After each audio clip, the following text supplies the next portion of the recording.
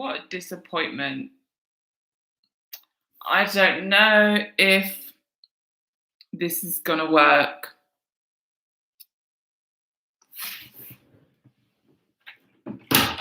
Sam, can you try and log into my live to see if you can hear me? My audio's gone funny. Hi, whoever's here. I don't know if you can hear me. Can you hear me? Oh, we can hear you. I just shouted down to my husband, like, hey, just check my audio's okay on my live. Let me just shout down to him to say, I don't know, that is so bloody weird.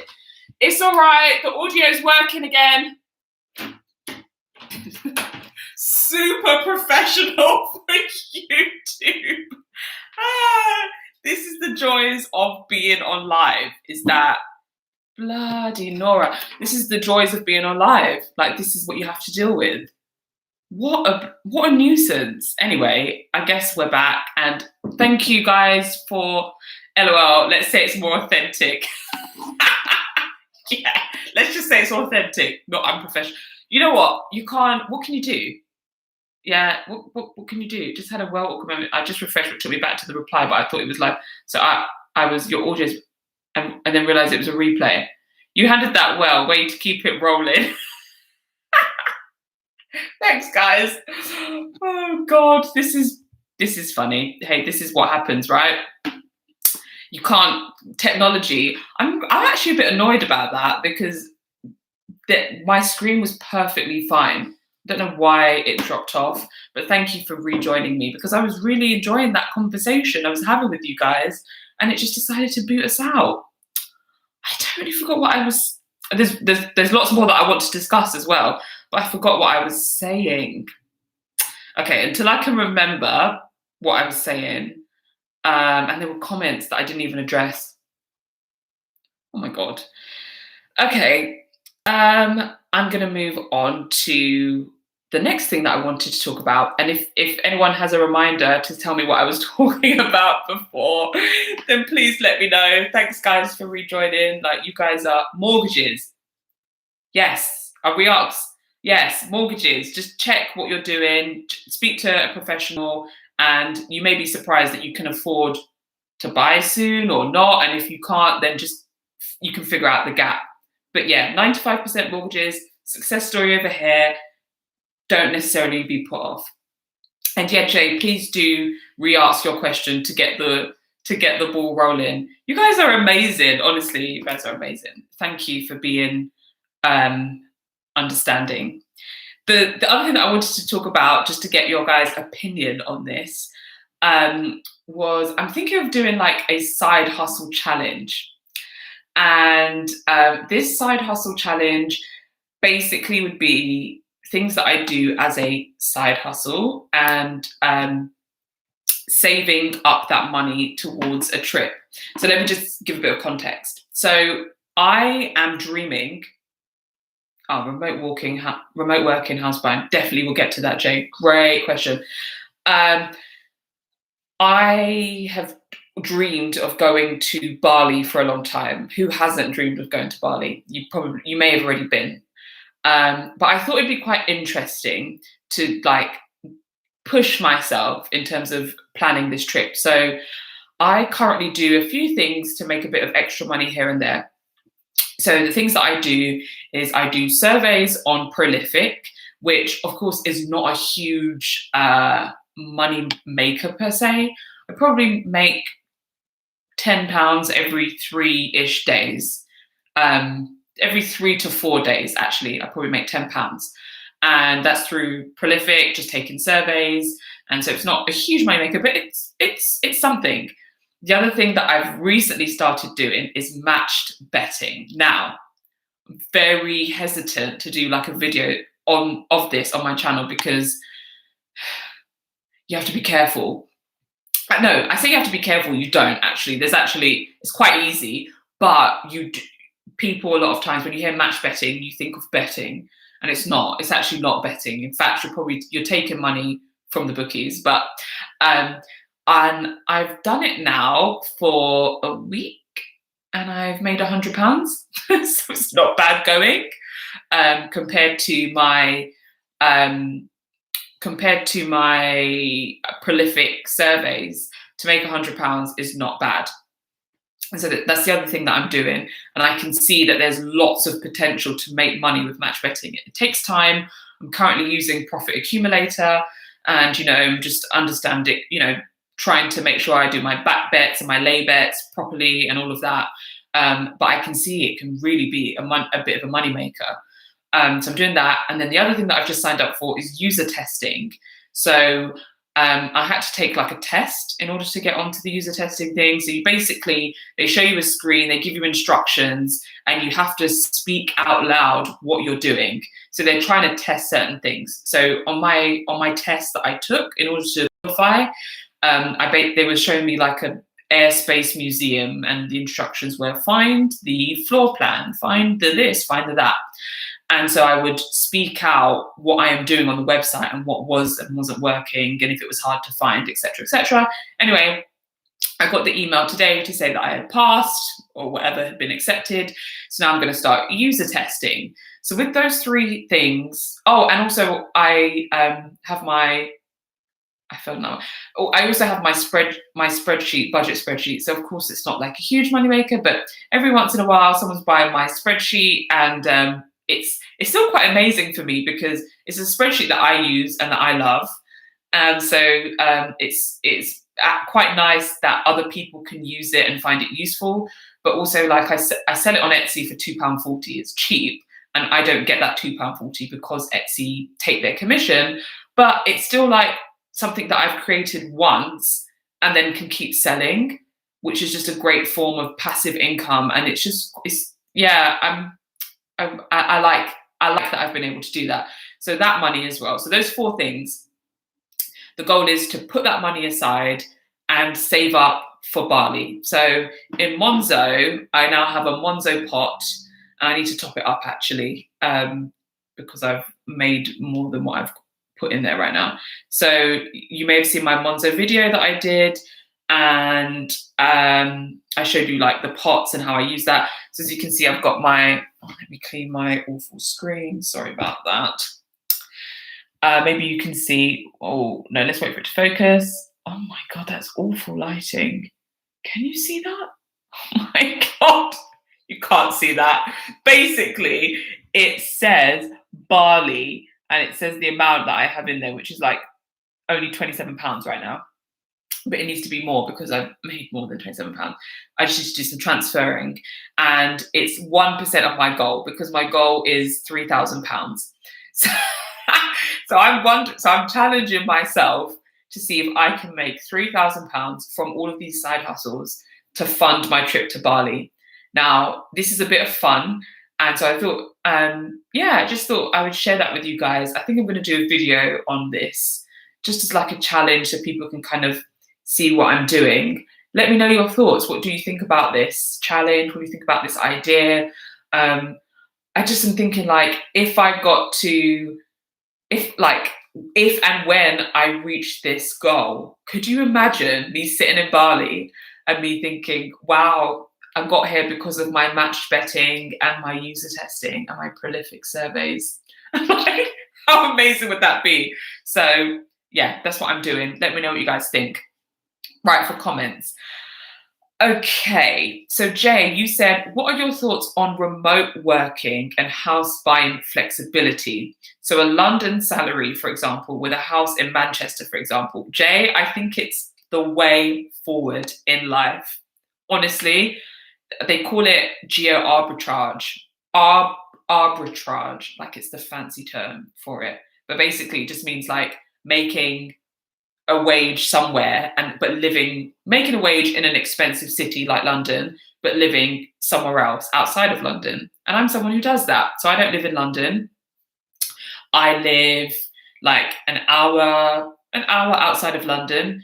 And but obviously I make a London wage. But out here where I live, house prices are much cheaper than London. But I can get into London an hour on the train. Like, it's so easy. But I get the benefit of having like a cheaper cost of living out here, and it's actually quite nice, to be honest. It's quite nice sometimes to leave that London hustle and bustle, come back home, but also like be able to access London as and when I need.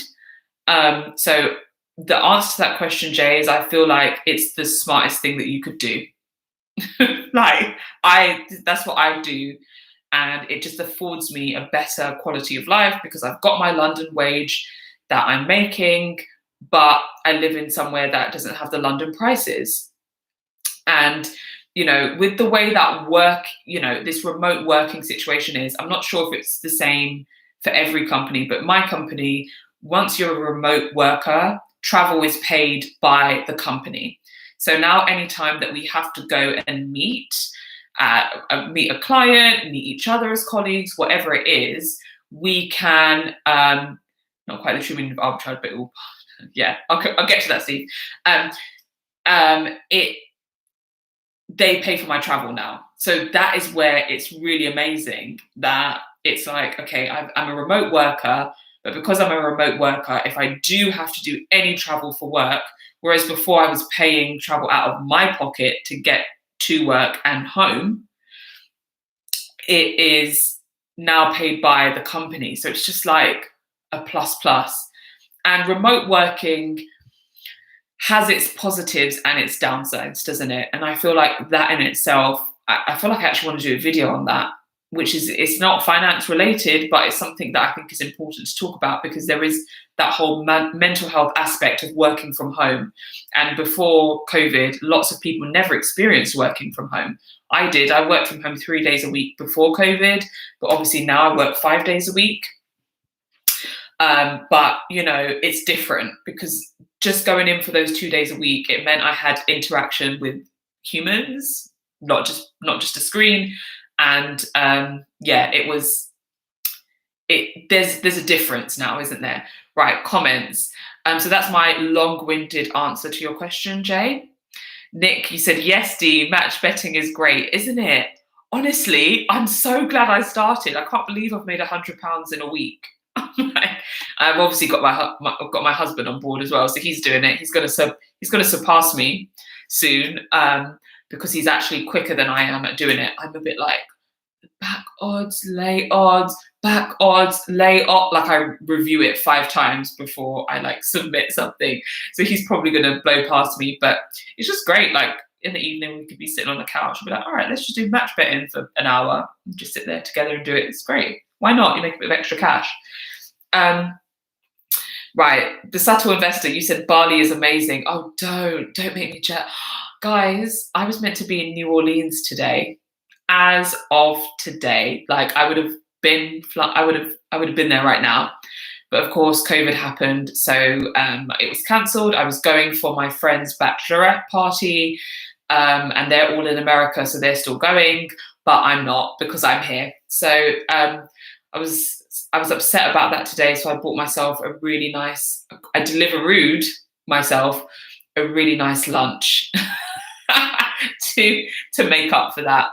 But yeah, thinking of holidays and stuff like that is just making me kind of sad because yeah, I should have been on holiday today. But Bali, I can't wait to go. Nick, you said road to 3,000 Bali trip. You could easily do it with match betting. Oh my gosh, Nick, I'm on the Profit Accumulator Facebook group, and some people are sharing like how much they've made in the past 6 months. Yeah, some people are saying, oh yeah, I've made 5 grand from match betting this year. Oh yeah, I've made 10 grand. I'm like, what? And it's tax free. This is tax free money. I just can't. I think they're going to curb this at some point. I don't know how long this has been going on, but I can't quite believe that you can make this much money tax free because it's considered gambling. But with match betting, you're not gambling because you're back in and laying each bet. So you basically make the money through the free bet. It's just amazing. And so, yeah, you're right. I actually, £3,000 seems like a lofty goal, but to be honest, if I keep up with this match betting and I start doing this user testing, within 6 months, I could actually probably go to Bali from these side hustles, which would just be, that'd be an incredible story, wouldn't it? Linda O, you said, love the barley idea. Glad you like it. I think I'm going to do a video on it. I think it's a pretty cool thing to do. Leo Ernst, you said, hello, Dee. Hello, everyone. Hi, Leo. Good to have you. Good to see you here. And Steve, you said, not quite the true meaning of arbitrage, but it will pass. Just, yeah. Do you know what? I heard this geo arbitrage. Where did I hear it? I think I heard it in the Choose F. I say hear it because I listen to audiobooks, but in the Choose FI book, I think that's where I first heard the term, and they said geo arbitrage, and I was like, oh, I've never even heard of that before.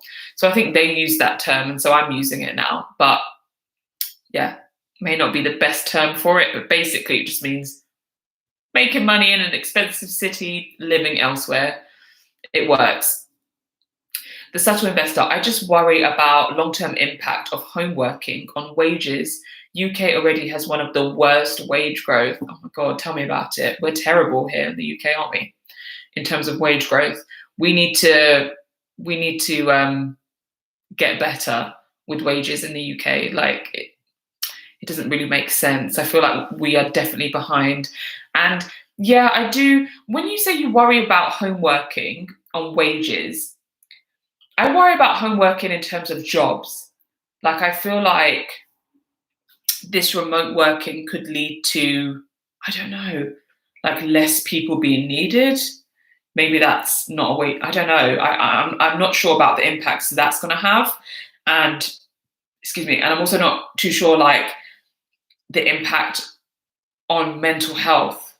Like you can't really put a price on, like, you know, the beautiful coffee breaks or tea breaks you have with your employees, or going out for lunch together after work. I miss after work drinks.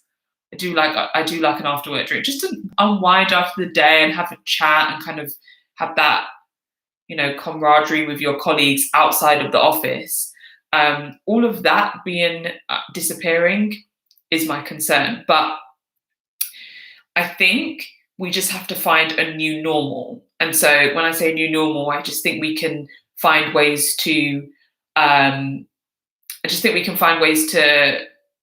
just change how we work. So one thing that we're doing at my company, once COVID is over, we will still meet up once a month, and we'll do like a day together in a space, in a rented space, and then we'll do like dinner and drinks as a company. And yes, it's once a month as opposed to once a week or whatever, but it's still like better than nothing. And I think you can just maybe talk to your employer about, look, I still want that social aspect of work. What can we do?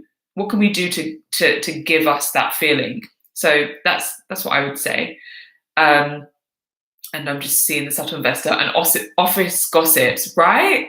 I know, you just you just be like, oh my gosh, did you hear that? What? This person's leaving? What? Yeah, I know. Can't have any of that anymore. It's all gone. But it's just a new normal. Leo said, lucky, I still have to pay. At least I'll now be allowed 2 days a week to work from home. I'll take that. That's a plus. That's a plus, but it's a shame that you still have to. But I guess you still have to pay, Leo, because you do still have to go in. The only reason why I don't have to pay is because I'm now a home-based employee or remote worker fully. Like even when COVID is done, I'm still working from home permanently. So that's why they have to pay for my travel. And if anyone else is in this position, then I would encourage you to ask your company what's the policy in terms of travel, because technically they should pay for it once you're a home-based employee. Asia, you said, Asia Davis, can you do a video on match betting? Yeah, I think I will eventually. I'm just hesitant. I may, because it's something that's making me money, and my channel's about personal finance. So yeah, I should do a video, but I know that people are. And for me personally, I was like, absolutely not going nowhere near that. Like it has the word betting in it. I'm not interested. And then I started doing research and I was like, is it betting? And there was people like, it's not betting. And I was like, how can it not be betting? And then I understood it more and was like, okay, cool. I'll give it a try on the free trial. And I was like, oh, right. Yeah, you actually can't lose your money. once I realized that you can't lose your money, then I was like, oh, my mindset is completely different. Sorry, someone's just racing down my road. But yeah, that's when I realized that, okay, this isn't so bad after all, because as long as you're telling me that my money will not be lost and it will stay in my pocket, then I'm up for it. But if you're telling me that I have to potentially lose money, then I'm not down.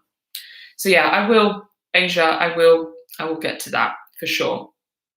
Jay, you said not going to lie, match betting sounds dodgy, but I'll look into it now. Yeah, look into it. I was exactly like you. I was like, no way. But look into it, and you'll actually be surprised that it's not that bad after all. As I said, I've made £100 in a week, so I can't really complain. Steve, there is a great film called Arbitrage. Feel like I've heard of it, never watched it. So thanks for that recommendation. Is it an old film? Is it a new film? Let me know. Anthony Dayspring to geo arbitrage, the process of leveraging. What is that? Another definition? The process of leveraging cheap labor from developing markets, but giving them a comparable high living. Win-win. Oh, is that another definition for geo? Wow. Okay, I'm learning something new. But see, even that speaks to this remote working situation. I had this conversation with a colleague of mine. This concept now that if I can work from home, why couldn't you hire somebody else in a different country who's much cheaper than my hourly rate? This is the other fear that I have about remote working. It's like, okay, well, you're no longer coming into the office and you're now working in the comfort of your home. We don't even see you anymore in the office. Why can't I just hire somebody to work in, I don't know, India, for instance, who's going to require less money? Why am I going to hire you and they have the same skill sets as you? It's tricky grounds, guys. It's tricky grounds. We're in some dodgy times. I don't know what's going to happen, but yeah, we need to think about that. That was the other thing that is a bit concerning. Subtle investor, yeah, you said, oh yeah, that too, in terms of what I was saying about working from home. Leo, 100% on the impact of mental health. Yeah, and we're in a time and age and day where talking about mental health is becoming much more normal. Oh my God, look at my tea. It's lemon and ginger. I didn't even drink it, and I think now it's like lukewarm. Sorry. It's lukewarm. Oh, that's awful. I don't like lukewarm tea. It's awful. But yeah, I mean, mental health is becoming a topic that we talk about more, which is great. And I think it will be a thing that we talk about moving forward in terms of remote working and, the impact on mental health and what we can do to help ourselves as we work from home, because it's a mental game, isn't it? There's some days when I'm like, I actually don't want to get out of bed, and because I don't have to get up and go to the office, and it's a bit more of a drag. And so, we do have to find that balance. Office gossips, I said that already. Leo earns, as much as my colleagues may sometimes annoy me, I do miss everyday banter. I know. I agree. That banter's not the same over Zoom or whatever you use, is it? It's just not the same. I don't miss the commute though. I don't miss that at all. So I'm saying, yeah, I miss office banter. But if I had to choose, I would still choose remote working, to be honest, because the commute was just long. And after a long day of work, the concept of having to get on a train and trek all the way home or drive home, whatever it may be, after you've just had a long day of work is exhausting. Whereas now, after a long day of work, I close my laptop and I walk out of this office. Well, hopefully I walk out of this office and I just go downstairs and do something that I want to do, or cook dinner, whatever it is. That extra hour or 2 hours or 3 hours even that I have a day now has drastically improved my quality of life. So, yeah, I'll get to that comment in a minute. As much as my colleagues, yeah. Steve Kaplan, done a vid on match bet. Maybe you're saying do a video on match betting as a side hustle. Or did you, Steve? Are you saying that you done a video? Maybe you did. Let me know. Yeah, it's an interesting one. Match betting. Is there a certain amount of money you need to get into match betting? Well, it's a good question. So when you put in a bet with match betting, you do have like a liability amount that you have to put in, and so that is the amount that you need to deposit into the account. So you may have to do like a £10. You put an initial £10, for instance, into your account when you open up, and once you do that, you get a free bet. Once you make your bets, you then get some free bets, and it's on those free bets is where you make your money, actually. So you do have to put the initial deposit in, and then you have to put a liability amount, and it will tell you each time, but you can kind of pick your liability amount. So I've seen liability amounts all the way up to like £200, but I've seen liability amounts that are like £8. So it depends what you want to put in, but that liability amount you put in, you never lose. So it's more of a mental game. So some people may think, oh, I don't want to put in money, and you may need to put in £30, but you're not going to lose that £30. But mentally, you may think, I don't want to put £30 into this. I'm more comfortable putting in £8. And if you are, then put in £8. You put in what you're comfortable with. But that money you never lose as long as you do what the calculator is telling you. So you're not doing any maths. You're not doing you don't have to use your brain. Essentially, you kind of don't, because you use the calculator and it tells you what odds you put in. They do all the fancy work. You just type it in. So as long as you stick to what they tell you to do, then you don't lose that money. If you veer off and you're trying to do your own thing, then God knows what can happen. But yeah, that's basically it. You need to just do what they tell you to do, and then you don't lose it. So yeah, I would say really maybe 60, 70 pounds to start. Could be less, but 60, 70 pounds to start. But when I say to start, you get that money right back after it's settled. So it just depends.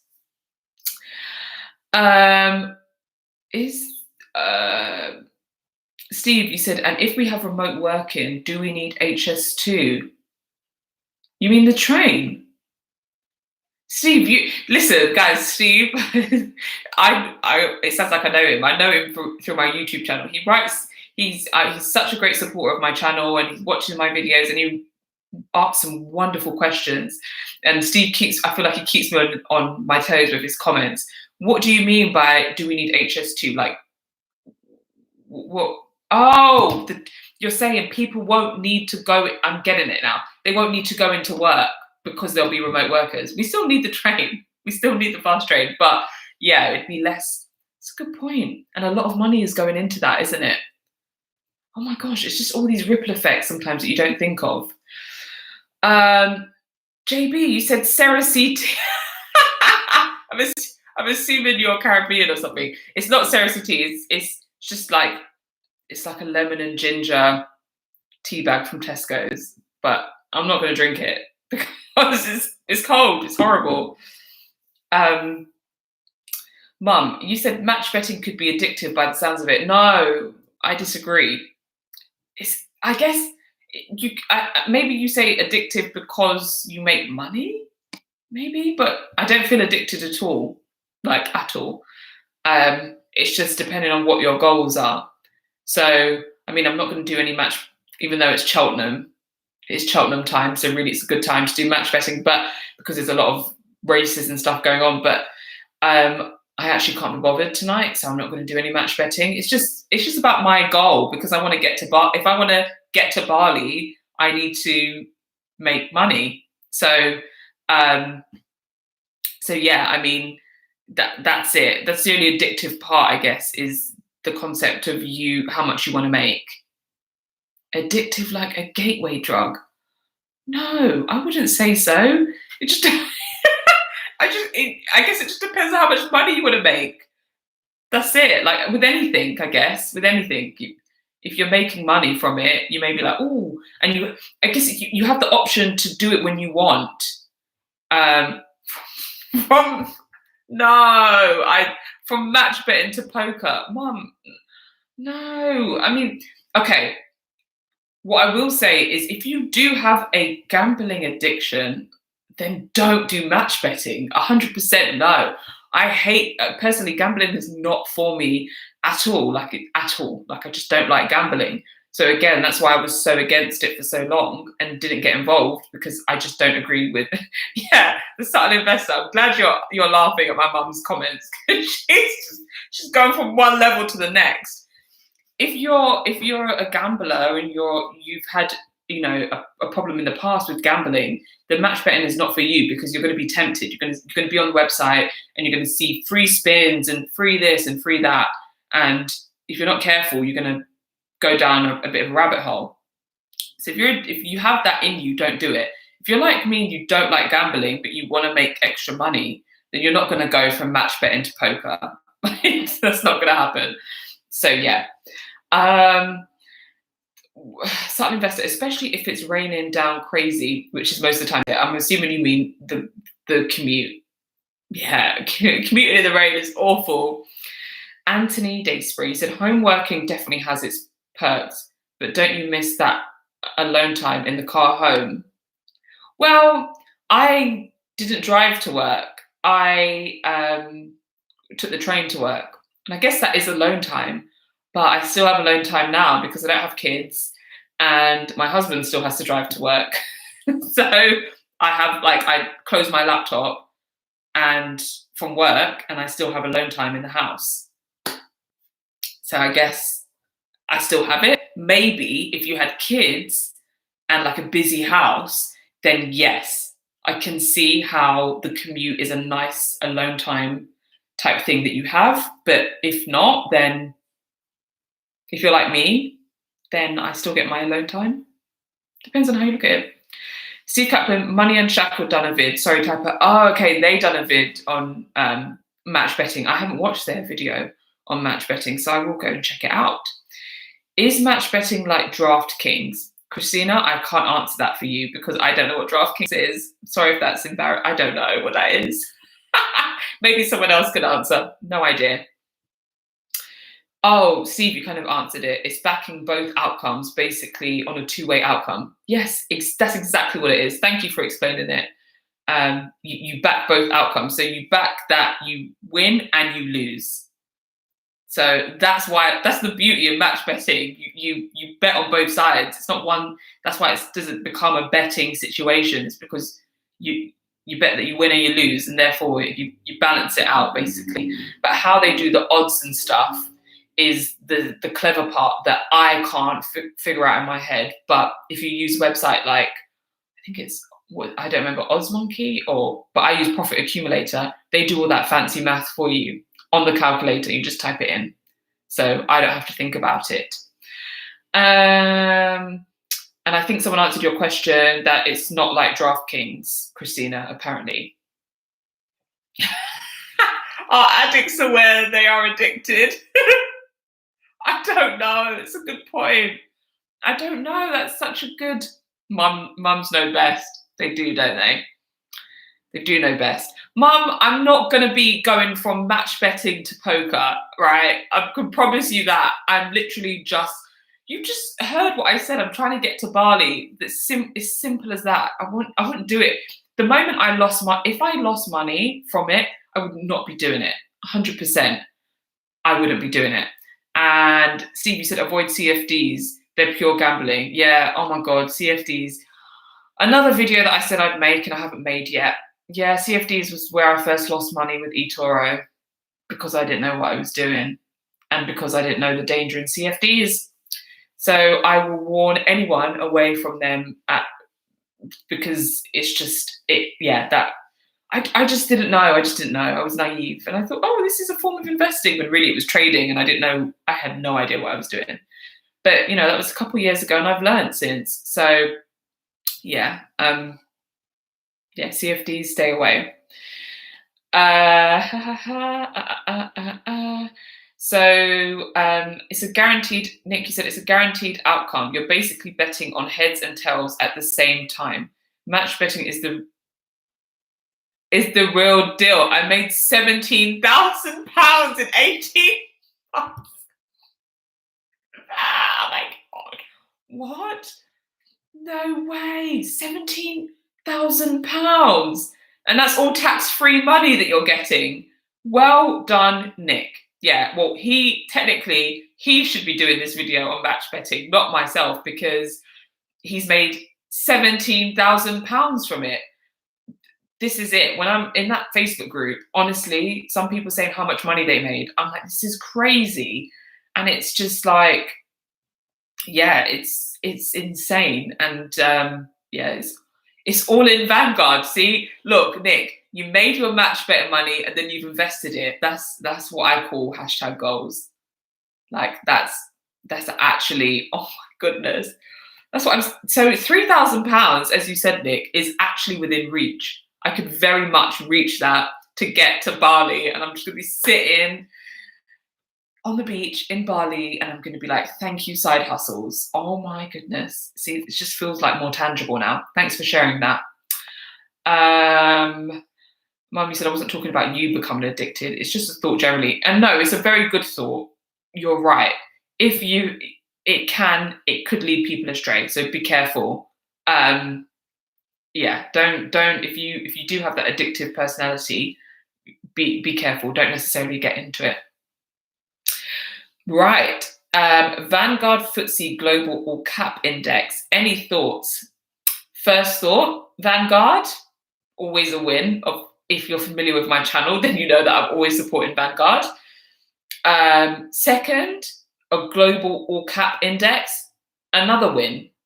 Like the moment you say Vanguard for me, and don't get me wrong, there's other, before anyone comes at me, there are other great platforms out there. Vanguard is not the be all end all. And, you know, you can look into other ones. I personally choose Vanguard and like Vanguard. So that's why it's personal, isn't it? You're asking me what I think. I like Vanguard. I use Vanguard. And I believe that any kind of global index fund, global ETF is a winner because you are essentially tracking the entire stock market. And to me, that's like the ultimate definition of diversification and spreading your risk as much as you can spread. So yeah, I think it's a good one to look into. If I only had one fund that I could invest in, it would be a global all cap index fund. For me personally, obviously people have their preferences. Some people would say, oh, the S&P 500, or I don't know, would anyone say the FTSE 100? I'd be surprised if someone said the FTSE 100. Maybe the FTSE 250, some people would say, but it depends on your preference if you have a specific region that you're interested in. But then when you do that, you're kind of speculating because you can't really predict a specific region is going to do better than another. But you know, to a certain extent, as you've probably seen in my Vanguard videos, I have a global all cap fund. I have the VWRL, which is a global index fund, ETF actually. And then I have 5 other different ones from different regions. So I have the Pacific Asia, the FTSE 250, the S&P 500, emerging markets. Oh, and then I have a high dividend, all world high dividend yield one. And that one is for future income, basically. Once I want to take income from my investments, I'm hoping that one will generate, it will generate some income. So yeah, most of my money though, as I've said before, is in a global tracker because for me, it's just kind of like a no-brainer. Like I want a piece of the entire stock market. I want it all. Mummy said, Nick, I'm in. Addictive. What's that? Oh, what? So now you don't care about the addiction side of it? You heard him say 17K. You're like, I'm in. Yeah. See, this is what I'm trying to say. It's just like, it's a bit of a no-brainer. Once you understand it and once you use the appropriate tools and once you know that you actually can't lose the money that you put in, then it just becomes, it's like, why wouldn't you? You know, it becomes that situation for me. Christina, you said, I'm also trying to jet set after this pandemic. Oh my goodness. I need a holiday. I need just a change of scenery, a change of environment. Like, this is the first year in my entire life, and my mum is obviously on here, so she can vouch for this. It's the first year in my entire life I haven't gone anywhere, like going crazy.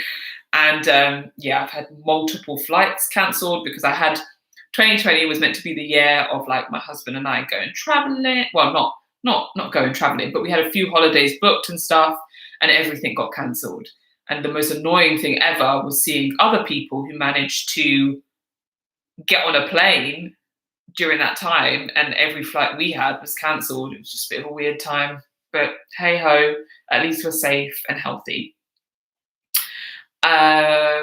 Nick, oh, you've already, it's all in Vanguard. Christina, okay, it should. Oh, I think it sounds like I should need to get into match bet and ASAP. Check it out, Christina. Highly recommend. Check it out. Oh, there's another. Shabazz, FTSE Global All Cap Index. Any thoughts? So before you was asking me about the Vanguard one, now you're not asking me. Is that the difference in what you're asking me? Please clarify that for me so I know what you're asking. Oh, maybe no, I didn't answer that already. Okay, Steve said one Fundsmith. Now, Steve has told me about Fundsmith, and I told him I will look into it, and I really will, because he kindly shared with me the types of returns he's been seeing. I think Steve is a seasoned investor, which is great, and he's seen some great returns with Fundsmith, and I do need to check them out for sure. So if anyone's interested in something else, maybe have a look at Fundsmith as the way that Steve has recommended, because I do want to check them out to see what they're all about. Anthony, you said, LOL, after Bali comes the Knightsbridge house and the match betting goes on. A Knightsbridge house, oh my God, could you imagine? Well, yeah, I mean, sky's the limit, right? Apparently with this match betting. Obviously, I think after a time you do get gubbed. I'm learning the match betting lingo, guys. You get gubbed on these sites. So the company that you're, or like say Paddy Power, for instance, they realize that you're a match better and they're not going to make money from you, and they're actually going to lose money from you. So eventually I think they block your account, is my understanding. For those of you who are expert match bettors, please let me know if I'm wrong, but that's what it seems happens. That they see that they're like, oh yeah, this person is match betting. Oh no, Nick, see, this is the reason I no longer do it. Gubbed from them all. Yeah, so there is a limit. There is a limit, because eventually they will gub you, because they're losing, the bookies are losing money from you from match betting. Like they don't ever win with you. At least with other with true gamblers, they lose money along the way. You're never going to win all the time when it comes to gambling. But with match betting, you win all the time. So the bookies are actually having to pay you out, which obviously they're not going to want to do. So yeah, you become gubbed after some time. And Anthony, you also said throw Bitcoin into the investment strategy mix too. Thoughts? Well, obviously Bitcoin is risky and speculative, and so is every cryptocurrency, and so many people hate it.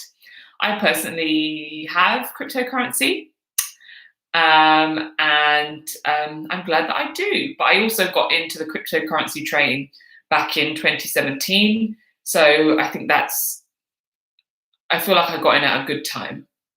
And I haven't bought any more cryptocurrency since 2018. So I can't necessarily, in this day and age, would I get into cryptocurrency? I don't know. Maybe I would. Maybe I would do like a dollar cost averaging approach to crypto, just trickle in a bit of money here and there. But yeah, cryptocurrency, it's just one of those weird ones. I'm glad that I'm in it, and I personally believe, Obviously, again, my personal opinion, nothing that I talk about is investment advice. It's just my opinion, my life, my experiences. But in my personal opinion, I believe that cryptocurrencies are here to stay long term. And so because I believe that, of course, I've got money in it because I just, yeah. But then again, I say I've got money in it. I don't actually have my capital in it. So if you watch my Coinbase video, I talk about this, that all the initial capital that I put in, I just took out. So now it's just it's none of my actual money in my Coinbase account. It's got a decent amount in it. Let me just check, give you guys a live update. So as of right this second, there's £1,925 in there. Can't see that. Why is the lighting so crappy for you guys to not see my phone? But yeah, I'm happy to always share this because it's just not my money, essentially. But it is my money, but it's like all my capital's been taken out. So yeah, it's at 1,900, and I can't really complain because, as I said, it's just like profit working on its own. So it just sits there and it's fun to see what happens. So yeah, it just depends on where you're at. If you're getting in now, then of course Bitcoin is like at an all-time high. I don't know. It may dip again. It may not. Who knows? We really don't know. But yeah, it's at an all-time high, isn't it? Steve, you said May won 49k at Ascot on a 6-horse accumulation, £20 Sky bet. Closed his account next day and listed him on all sites. No. Oh, your mate done this. Won £49,000 at Ascot. Could you imagine? He was betting, but I guess he was only betting £20 and he won £49,000. And they basically blacklisted him because he won that and walked away. Oh my God. Your mate must be proud of himself. That's mad. That's one of those crazy, rare stories. What are your views on risk assessments being used to determine one's risk aptitude? Good, bad, useful, etc. Well, when you say risk assessments, I'm assuming you mean like if you were to buy an individual shares. Is that what you're meaning? I see. This is, and if you are talking about, you can tell me if you're not meaning this. But if I am understanding what you're asking, this is the beauty of, I'm sorry to be boring, but this is the beauty of index funds and ETFs. I don't do any risk assessment on index funds or ETFs. Like none. Zero, because I'm in it for the long term, first of all. It's a long-term strategy, but also with an index fund. The beauty of an ETF or an index fund is that, let's take the S&P 500. It's a league board. So you will only have, if you invest your money into the S&P 500, it's only going to be the top 500, 501, 502, whatever. It's not dead on 500 most of the times, but you're only going to be investing in the top 500 companies in the US. The moment a company's revenue drops or whatever happens, they have a bad situation, they drop out of the S&P 500. So your money's only ever invested in the top, in the best of the best, in the creme de la creme. So that is, I think that's what's so beautiful about index funds or ETFs that are tracking the market, because when you're buying something like that, like the S&P 500 or like the FTSE 250, I say FTSE 250 because that's what I'm invested in. Sorry, but the FTSE 100, you're only investing in the top 100 at all times. So that once a company does crappy, that just drops out, and then you don't have to worry about that because you're only investing in the top ones. You're only investing in this index.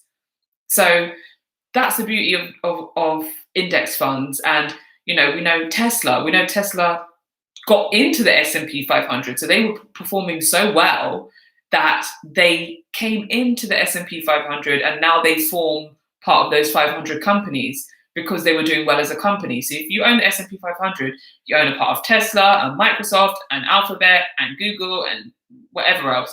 You own all of that because there are the top companies. So that is my long and short answer with that. When it comes to individual shares, individual stocks, there are certain things that I look for. I generally like to see kind of where the company is going in the next 5 years, where they've been if they're just starting, what their PE ratio is, price to earnings ratio. I also, this is where it becomes a bit of the timing type situation. But I also want to make it clear that when it comes to individual shares, it doesn't get very much of my money. So in my trading 212, you'll see it doesn't get like a huge amount of my money. I have like 600 and something pounds in my trading 212 right now. But, and maybe 600 pounds in my trade 212, maybe 70 pounds of that, 80 pounds of that was free shares. So it's less than that technically that I've put in physically. And, you know, I do look at a chart. So I do like to see where it is within the Bollinger Bands. So if it's like really high within a Bollinger Band, I probably wouldn't buy it there and then. I would wait until it's technically a bit lower, so a bit below the moving average. Again, this is like more technical stuff. You don't have to do this. But this is the downside to buying individual shares, is that you have to think more. And so it's not really for everyone. With index funds and ETFs, you don't have to do all this thinking. So it just depends what you like to do. The way that I see it is individual shares, I just do it with a bit of fun money that I really wouldn't cry if I lost, to be honest. Like it wouldn't make a difference to my life. Obviously, I say that. I'm not saying that because I'm not rich or anything like that, but like over time, I put in £50 here, £50 there, you know, bit by bit. And if I lost it, yeah, it would suck, but everything's still fine. You know, it is what it is. So that's with individual shares, you know, it gets less of my money because there's just more risk. Because with an index fund, all the companies are not going to crash at one time. Whereas if you're invested in one company, you're hoping that that one company is going to do well. And they may have a crappy quarter and all of a sudden the share price just plummets. So that's what I would say, really. Right, more comments.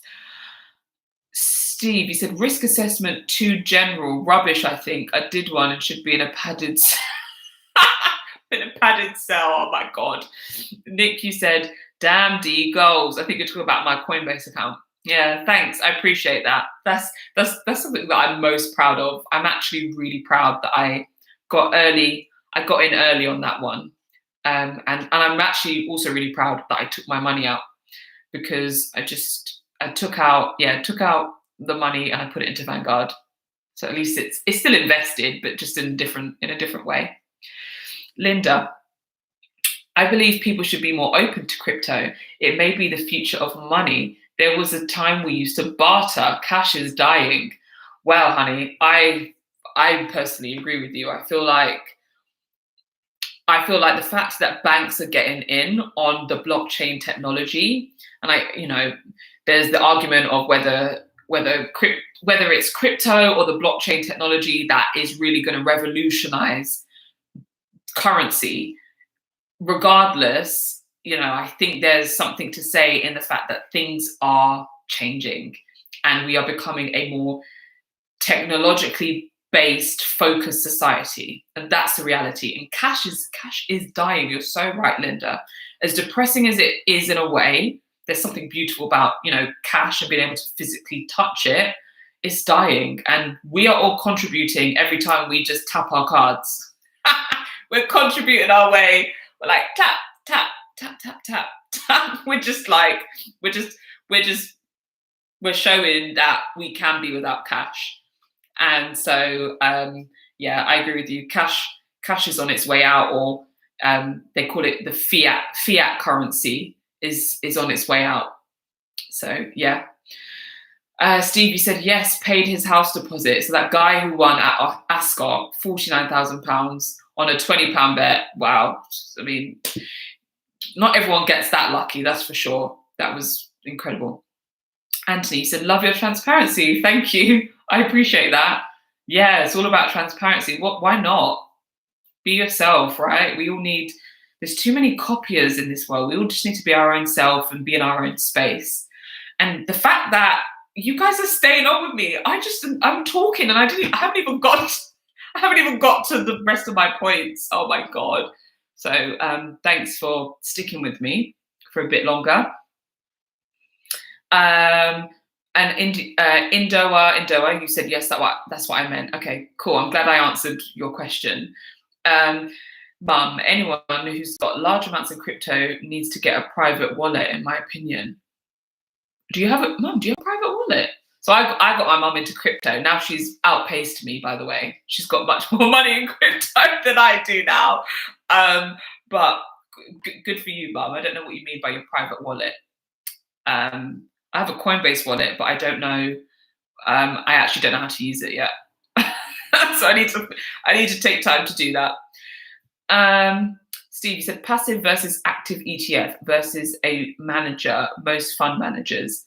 Yeah, well, yeah, passive versus active ETFs. I mean, I'm going to definitely always go for a passive one and one where I don't have to pay crazy fees. Personally, for me, where I don't have to pay crazy fees to someone else. And I say crazy fees, it's all within reason, but I'm happy with a passive one. I'm very happy with an index fund that tracks the market and has less human involvement.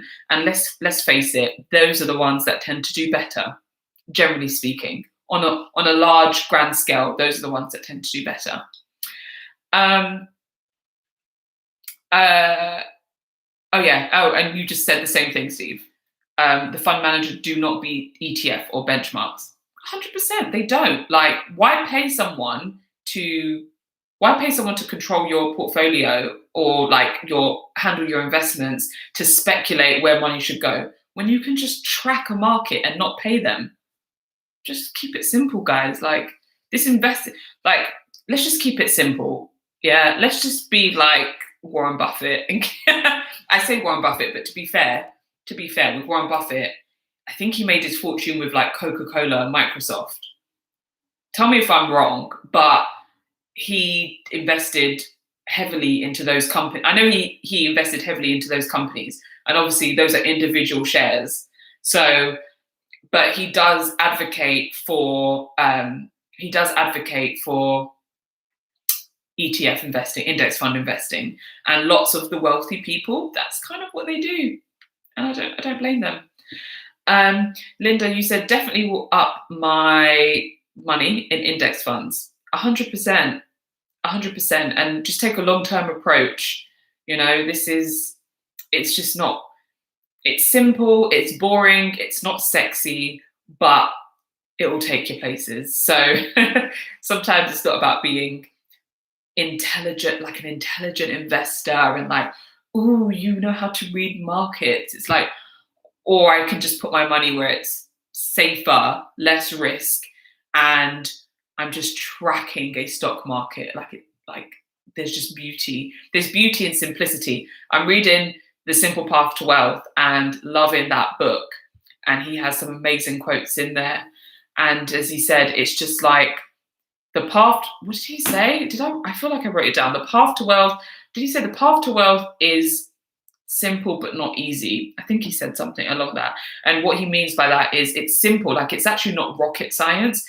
It's very easy. Anybody can get these concepts.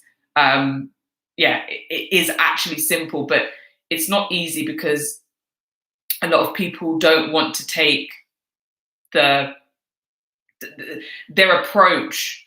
They don't want to take that approach, basically, is what it is. So it's not easy because, yes, you do have to sacrifice a bit of money each month to put into investments. And it's not easy because you're not going to get immediate growth.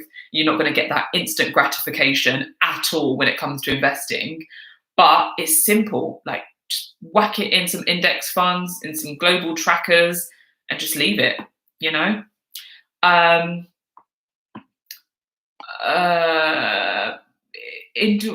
This is Sea Life. He said, hello, everyone. Hey, good to see you. Good to have you. Indoa. I love that name. Indoa. Mutual index funds are a sure bet. With individual companies, the risks are higher, but those returns when they get big is serious. Yeah. Coinbase and Deliveroo are looking to go public. Oh yeah, Indoa. I did speak about on my previous live that went dead because my audio went. I did speak about the IPO of Deliveroo.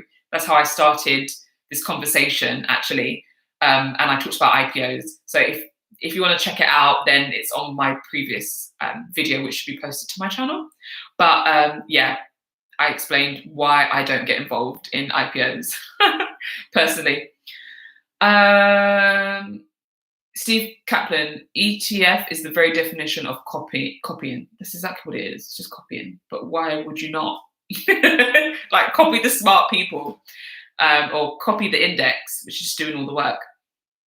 Layla, you said, hi, good to have you. You are so inspiring. Thank you, Layla, and thank you for joining. Sorry it's taken me a while to get to your comment.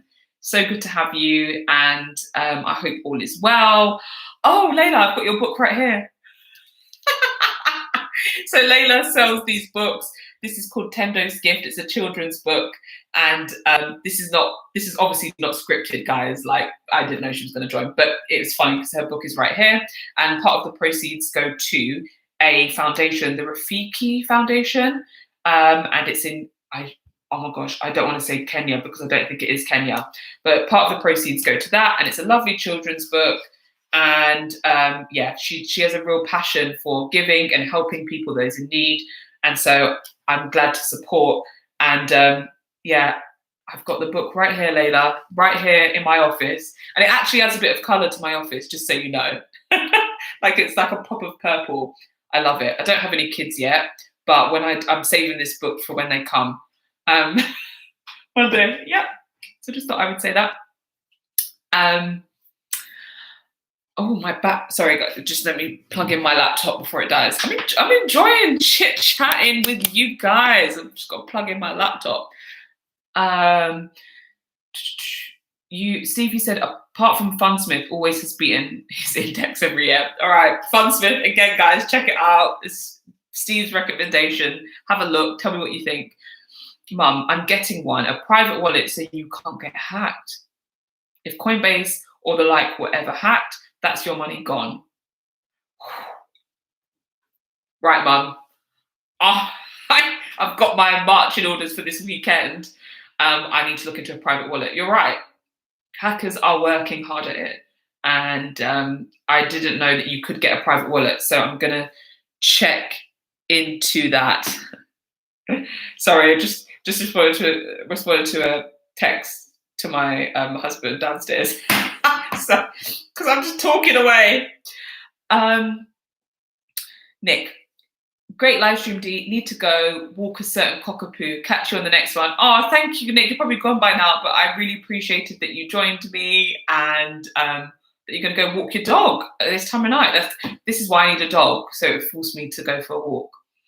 And this is C Live. He said, glad I could come. I'm glad you could come as well. Hambo, what's your opinion on all the money printing that America is doing and its impact in years to come? It's not just America, it's here in the UK too. We are printing money.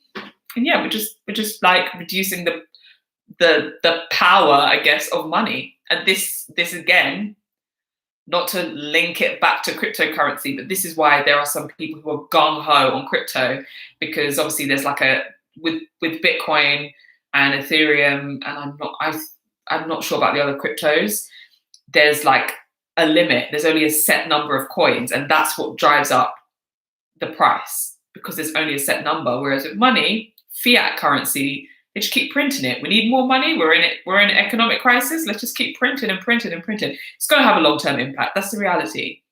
It is, and I don't know what we can do about it. But again, you know, if you speak to certain people, they'd be like, "Yeah, that's why I invest in crypto." So, wow, it's been a lot of comments, and it's great. I just want to touch on a few things before I log off, because just two more things.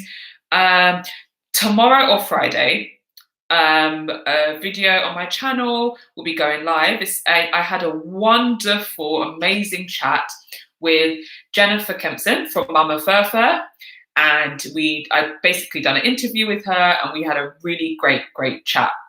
And I'm a big fan of Jennifer, and she's been really supportive and just a great encouragement to me on my journey. And so it was great to do an interview with her, and that interview will go live, I'm hoping tomorrow, but by the looks of the time tonight, I don't know if I can.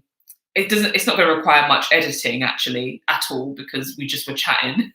So it can basically just be posted as is. But that will be going live on my channel, hopefully tomorrow. If not tomorrow, definitely Friday the latest. So look out for that, because it was just a great conversation. And yeah, Linda, you said love Mama Furfur, right? She's just great. I'm there, bell on. Yes, honestly, it was a really good chat that we had on my lunch break. It was like a really uplifting chat, and just kind of her journey, because she's post the 9-to-5 life now. So I just wanted to kind of dig into that and share that with people on my channel. So do make sure that you look out for that video, because it's actually going to be a good one. And another thing that I wanted to ask was, I've started writing up some content on bonds. So I'm thinking of releasing a video about bonds. What do you guys think? Are you guys interested? Do you want to know more about bonds? Do you not care? Just curious about your thoughts. But I did start drafting up some content, so hopefully you do care. But if you don't, then it's totally cool. It's totally cool. You know, I think bonds are one of those things that, as a younger person, less people are, people aren't really invested in bonds as much, because we've got a longer time that we're going to be invested for. But okay, sorry. Hambo, you said a vid on bonds is pretty cool. Mum, you said they're sleepy. Bonds are sleepy, but they are safe, I think I want to speak on it, and I want to speak on it because in the course that I'm taking, which I've spoken about in my previous lives, I'm taking a financial advisor course with the CII, and the section that I'm on in my course is all about bonds. And so I thought, actually, what I'm learning some great stuff. I need to take what I'm learning and make it into content onto my videos. So, I pay for the course and you guys can get it for free on YouTube. Why not? No, but I'm not going to obviously read it off verbatim. But, I think some of the concepts are important to kind of make general knowledge. And bonds are one of those things that some people, people have heard about and know, like they've heard about it, but don't necessarily know exactly how it works, like index-linked bonds and stuff like that. Like, I think it's good to get an understanding. So obviously we have gilts in the UK, but they go by different, which are government bonds. But obviously there's other bonds in different countries. In the US, it's called treasury securities. And so bonds are one of those things that people look to include in their portfolio as they get closer to accessing those funds. So if you're looking to invest for the next 20 years, then you probably aren't looking to invest in bonds. But if you are like 5 years away or so from accessing that money, you may look to de-risk. They call it de-risking your portfolio. And so you gradually switch from equities, so stocks and shares, and you gradually change over to having more bonds. So that kind of balance that you have, you may have had 90% stocks and shares, 10% bonds, and eventually it kind of just changes and shifts like this, where you would have a bit more bonds and you'd have a bit less equities. So that's kind of the role that bonds can play in your portfolio. And if you have a target retirement fund, which I do with Vanguard, because by the way, guys, my SIP has transferred. So on my next Vanguard portfolio update, I'll take you through my SIP, because it's finally there. My money is finally there. So with a target retirement fund, basically what they do is within maybe my target retirement fund is 2050. So as I get closer to 2050, they automatically do the rebalancing. So it will shift from more equities and less bonds to like equal bonds or more bonds and less equities. So that's the beauty of target retirement funds, is that they do it for you. You don't have to work it out for yourself and do some kind of rebalancing and figure it out for yourself. It does it for you automatically. So that's where I've got my money with a SIP, because I don't want to have to deal with it. I just let them deal with it. Whereas, as you've seen in my ISA, I take a more hands-on approach to my investments. But with the SIP, I'm happy to be in a target retirement fund, because personally, I'm happy for them to sort that out as time goes on. But a few last comments. So Indua, you said, beauty is simplicity. That's the wife's favorite saying. It's so true. Jim Collins, The Simple Path to Wealth, was a blessing to me. It was the gateway to the FI community and all those FI gurus. Honestly, I'm not even a quarter way through the book, in all honesty, but I think it's actually working out to be my favorite book so far that I've read. And I didn't want that to be the case, because I feel like that's cliche, because I feel like a lot of people say that about The Simple Path to Wealth. But a good book is a good book, isn't it? And I highly recommend, if you don't have it, then you should buy it, because it's a really good book. And yeah, it's good. Indua, you said brat brat to Mama Furfur. What does the Furfur mean? It's a Scottish thing. I didn't actually ask that in my interview with her, because she's answered it before. But I think she said it was like, she's answered that before in previous interviews, but she said it was something to do with like, in a job that she had, there were two Jennifers, and like one, they decided to give them nicknames, and so her nickname turned out as Furfur, I guess from Jennifer, and so it's just stuck with her, or something along those lines. But yeah, that's why it's a Scottish thing. I just realised I don't think it's a Scottish thing, but I thought that at first as well. I was like, oh, maybe that means something in Scotland. You know, they have their different, I was going to say weird, not weird. They have their different sayings and stuff, but no.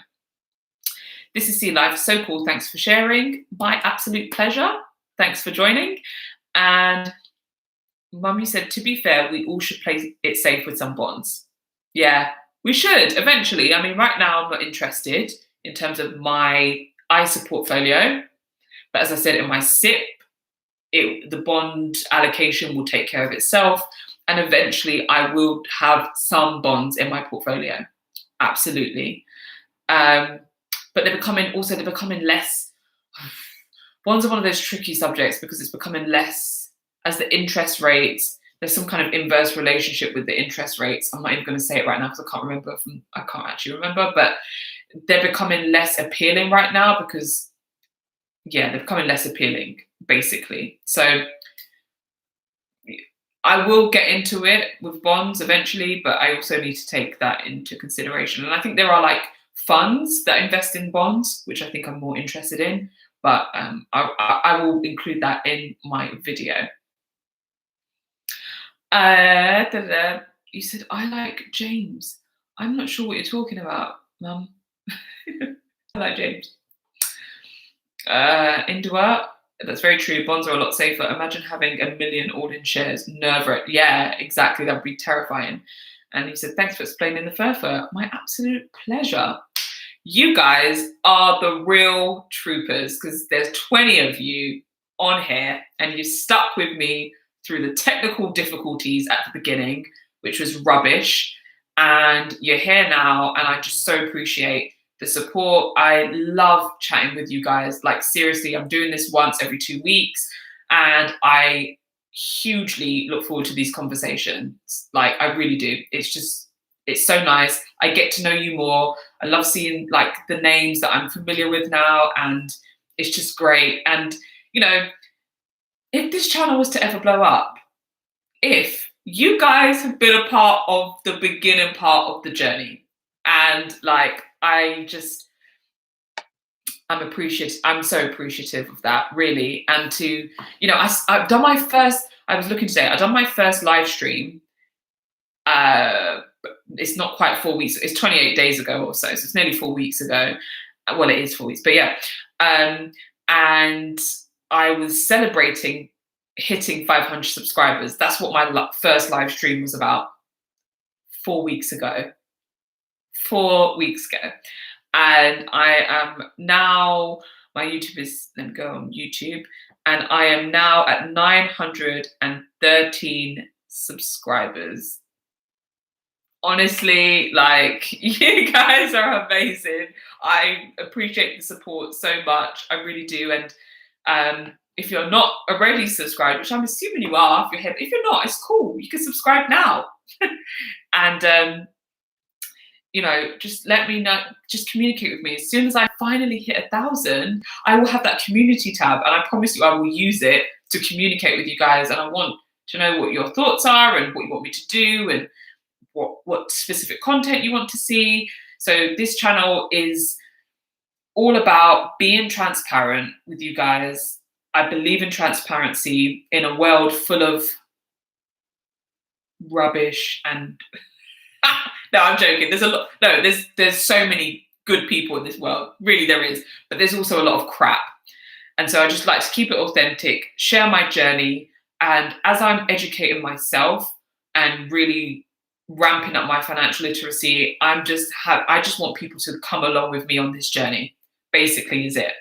I want us to all get to a place where we just have our P's and Q's in place, and we just are we're just owning our finances, and like we get to a stage in life where money worries is something is just foreign to us. Like we're financially secure, and I believe we can all get there. Genuinely, I genuinely do. Just with the right steps and the right mindsets and the right education, we can all get there. So that's what this channel is all about, and you guys are along with me on this journey. So you know, you said, Indua, keep doing your thing, sis. Appreciate the content. You definitely have an authentic spin on the finance. I really appreciate that, because that's all I want. I just want to keep it real. Anyone who knows me in real life fully knows I just like to keep it real. My entire life, even from a very young child, I was brutally honest. Actually, as a child, I was yeah, it was quite bad. I was brutally honest, and I've learned how to scale that down and be a bit more, be a bit less brutal. But I like to be transparent and real, because this is so cliche, but real recognizes real. So I believe that the people on my channel are real people who want authentic people. And when you see one, you know one. Like it takes one to know one. So yeah, you said, Indua, you said it will blow up. I do hope so. I do hope so eventually. I really do, because that means more people are getting access to this content that I personally am trying to put value into. You know, I really am. I really am just trying to make it valuable, and I will get better with the quality. I am looking into a proper camera, because I know, guys, I know this phone isn't cutting it. Like the quality's not great, and I'm very well aware of that. So I am looking into getting a camera, because this phone, you know, this phone has served me well. I'm not gonna hate on it, but it's not great. When I do my trading 212 videos, I have to record on my other phone, my old iPhone. So when I do my trading 212 videos, I record on this phone, and then obviously I have to screen share. So I screen share on this phone. So, and this phone is even an older phone. But to be honest, the quality is just as all right. But that's what I have to do. And so I need a camera, so I'm not like using these phones.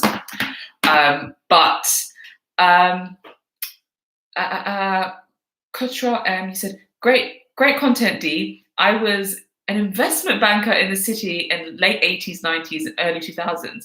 Oh, I had a blast in trading bonds and market making in my 50s. I'm still not doing bonds. Take care. Well, that's from an investment banker saying he doesn't do bonds. Wow. Straight from the horse's mouth. I mean, well, okay, well. I guess it depends. It depends, you know, but interesting. Wow. An investment banker. Love it. Indua, you said be authentic always. One day we might see Hubs on here with ya. Right? Let me shout down to him. Hey, Hubs, apparently you need to come on the live with me one day. I told him, I'm sorry, I'm getting crazy, but I'm delirious. I haven't eaten. It's so bad. Oh no, it's because I had a big lunch. I'm okay. But I said to him, I said, look, you know you're going to have to come on my YouTube channel one day, right? And he was like, oh yeah, he's not a camera person. He barely likes to take pictures. And I said, you're going to have to come on my YouTube channel, like for sure. Like you're my husband, you need to come on. So I will get him on.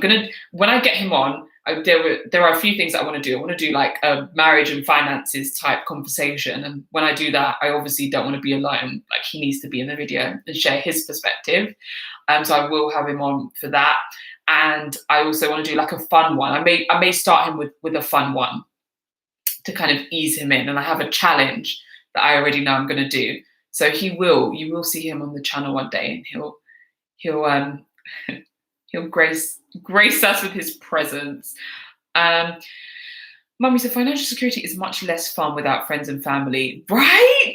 Yes, that's why. Look, that's a big reason why I started this channel, was because I also wanted my friends and family to get the knowledge, but didn't want to have like one-on-one conversations where it may be awkward for them. So I thought, well, this channel, they can watch these videos and I won't even know that they're watching. And they can decide whether they want to talk with me about it further, but they may learn something, or they hopefully should learn something from these videos. And it's now, it's no longer one of those things where I've had to be like, hey, look, let's talk about finances and have that awkward kind of sit down. That wouldn't be necessary, because you can watch these videos in the comfort of your home. And I have no idea who's liking my videos. I have no idea who's disliking my videos, which, by the way, as soon as I upload a video now, I receive a dislike within the first minute. So either it's one of two things. Either someone has a vengeance against me and actually hates my guts, and they wait for my videos to be uploaded and they sit there and they're like, okay, dislike. Or they may even have their notifications on, and as soon as a video uploads, they just hit dislike. There could be someone who does that. Or it's like a bot, like a robot. I don't know. But this is Sea Life. Love to support you and watch you bloom. We were one of the first subs. You were. This is Sea Life. You were one of the first subs. See, I don't actually forget. Like when I see these names and stuff, I remember you were one of the first subs. And yeah, I appreciate the support. You guys are all fantastic. Thank you for sticking it out with me on this Wednesday evening. I really look forward to speaking to you guys again in 2 weeks' time. So don't forget, come join me on the live. We'll have a chit chat, see what's going on with life then. If there's any crazy things going on in the stock market, we'll talk about it. And yeah, as I said, look out for that Mama Furfur interview, because it's a good one. It's a good one. And yeah, have a great evening. And I appreciate your guys' support and love and encouragement. And you guys are amazing. And yeah, I thought there was another comment. It's not. Take care. Have a good evening. And I'll see you guys real soon. Bye.